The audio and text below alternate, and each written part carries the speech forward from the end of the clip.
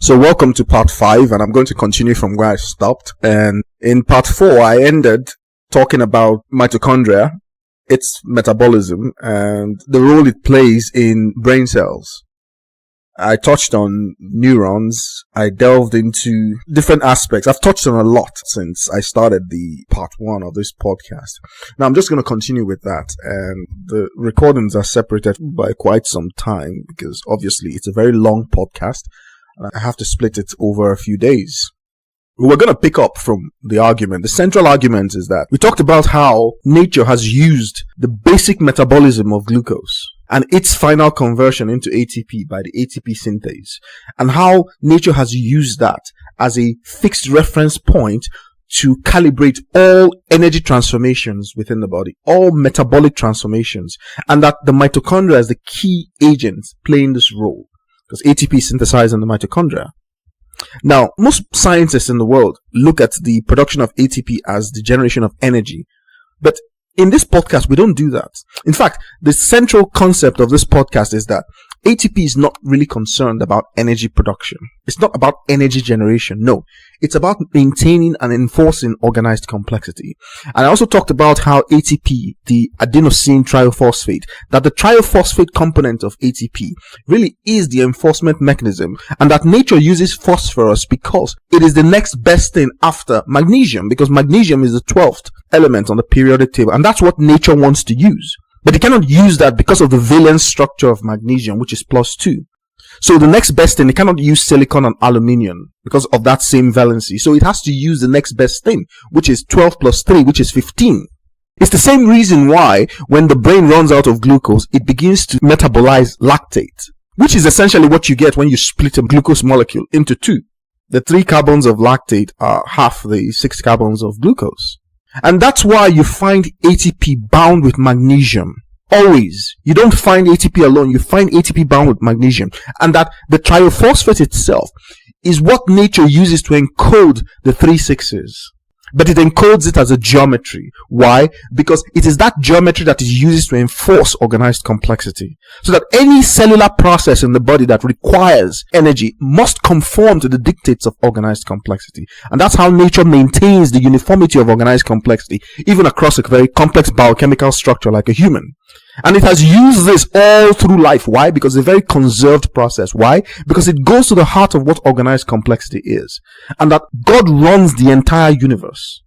There is no way, no process that can absolve itself from the control of God. And that God uses the 6s to control the development of complex systems. That's my theory. And I'm pointing out the same thing in biological systems. Because what is a biological system except a reflection of all the laws of physics? So that if I want to prove that God built the world in a particular way, then I will find that particular way in all the biology of all the living creatures. And I will also find it in the physics of reality, how all the physics behaves. It must have the same signature. And that tells you that it's from the same place. So that when you see the physical universe and you see life, you're not looking at 2 different things. You're looking at an extension. One is an extension of the other. Life on Earth is an extension of the dynamism that exists in the complex environments of Earth. The ability of elements like carbon to mimic this complexity, that's what we call life. And it mimics them in a way that pertains to 3 functions. The transport function, the control function, and the regenerative function. Now, the ability to mimic this means forming these closed loops, and I've described these loops as automorphisms. That is, the mapping of an environment to itself. But that mapping from the environment to itself passes through what you call an organism. The organism really is that environment, just being mimicked by a different type of media.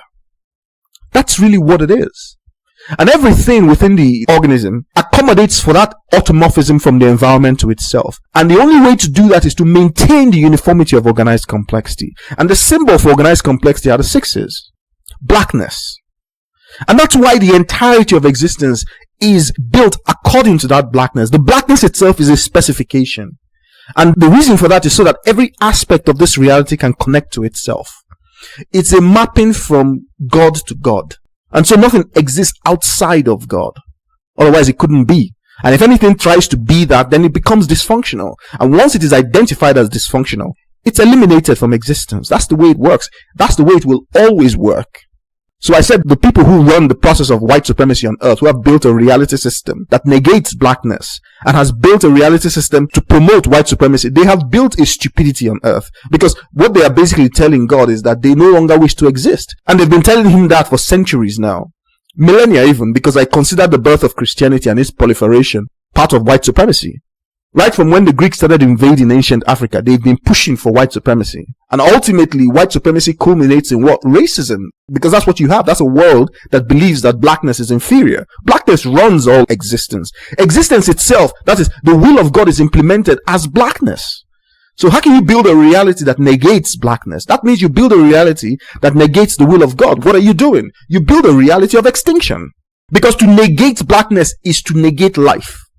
To negate blackness is to negate nature. And once you do that, you are asking for extinction, and God will oblige. That's how organisms are able to evolve. They request from the larger collective conscious mind of God. They request new additions or new ways of being. And the collective is designed to respond. Why? Because everything is connected to everything. And the only way that can be achieved is through the sixes. You hear people, pseudoscientists and so-called spiritual people talk about, oh, the universe is connected into oneness. Yeah, but those people are racist. They hold notions of white supremacy. How can you hold notions of white supremacy? How can you be racist and believe that the entire universe is connected to everything? And that's the problem. The problem has always been ignorance. So you can never show me someone who's racist and someone who believes in white supremacy and the person is intelligent. It's impossible. The two cannot coexist together because one negates the other. So you have all these pseudo-scientific, religious, new age thinkers talking about how everything is united to everything, but they accept a world of white supremacy. They're stupid people. Because they don't know anything. They don't know what they're talking about. They might as well be talking about turtles and camels. Because what difference does it make? You don't know anything. You're just repeating mantra, but you don't know anything. So you have a reality system that really does not encourage people to know anything. How else will you build a world of white supremacy in a place where people are actually enlightened? What do you think it means to be enlightened? To be enlightened is to have the awareness of blackness.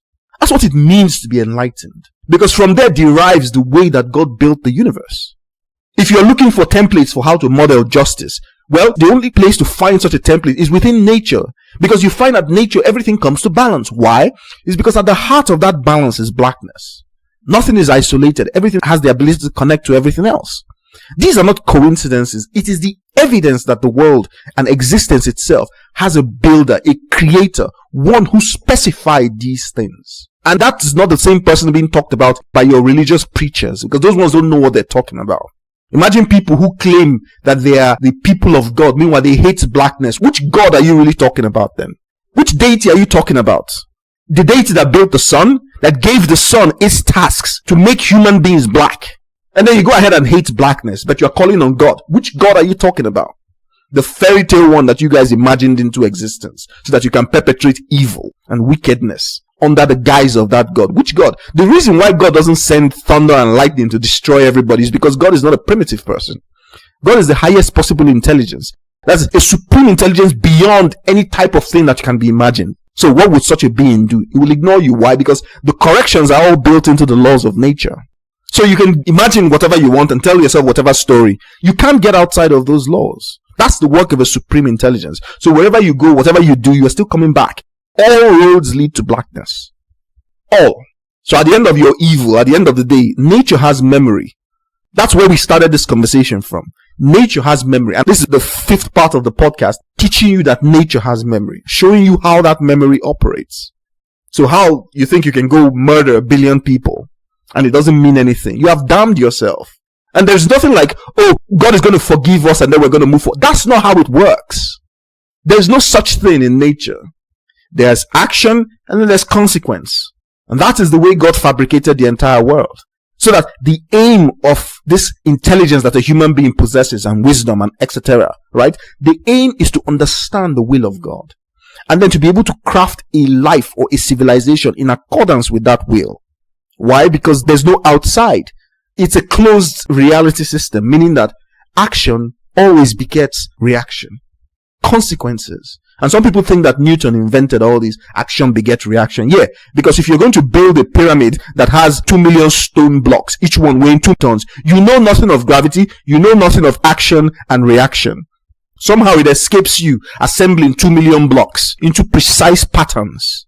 assembling them with accuracy that is literally space age, but you know nothing of the will, you know nothing of gravity, you know nothing of action begets reaction. You know nothing of those things. Do you understand? The reason why I'm repeating this, I want you to repeat this to yourself so that in your mind's eye, you can listen to exactly how stupid you sound. Maybe if you repeat it long enough, you'll begin to realize exactly how dumb you sound when you repeat things like this. That Isaac Newton invented the laws of motion. Bullshit!